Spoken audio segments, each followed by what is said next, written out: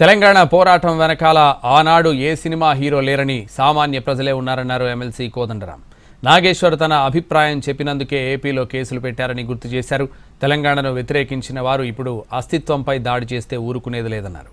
ఇంకో ప్రాంత ప్రజల అస్తిత్వంపై దాడి సమంజసం కాదన్నారు. సాధించుకున్నటువంటి రాష్ట్రం ఇది. ఏ పెద్ద శక్తులు తెలంగాణకు అండగా లేవు. ఏ పెద్ద పారిశ్రామికవేత్తో కాంట్రాక్టరో లేకపోతే ఎవరో పెద్ద బడా రాజకీయ నాయకుడో లేకపోతే సినిమా తారలో ఎవరూ లేరు. ప్రొఫెసర్ నాగేశ్వర్ గారు ఆయన తన వృత్తే రాజకీయ పరిణామాలను విశ్లేషించటం, వ్యాఖ్యానించటం. తాను వ్యాఖ్యానించింది.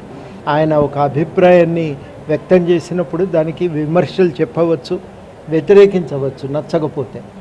ఎవరు కూడా భావ ప్రకటన స్వేచ్ఛకు వ్యతిరేకం కాదు. మళ్ళీ మాకు భావ ప్రకటన స్వేచ్ఛ లేదా, మేము హైదరాబాద్లో వచ్చి మీటింగ్ పెడతామంటే ఇది ఎక్కడి నీతి అని చెప్పి ఇలా సూటిగా అడుగుతున్నాం.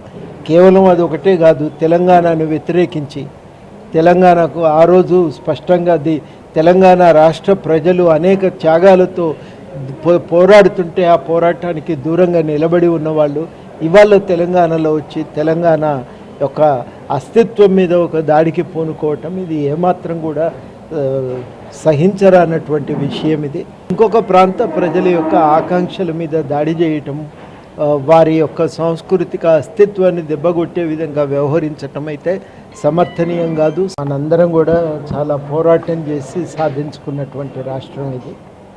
ఏ పెద్ద శక్తులు తెలంగాణకు అండగా లేవు. ఏ పెద్ద పారిశ్రామికవేత్తో కాంట్రాక్టరో లేకపోతే ఎవరో పెద్ద బడా రాజకీయ నాయకుడో లేకపోతే సినిమా తారలో ఎవరూ లేరు. ప్రొఫెసర్ నాగేశ్వర్ గారు ఆయన తన వృత్తే రాజకీయ పరిణామాలను విశ్లేషించటం, వ్యాఖ్యానించటం.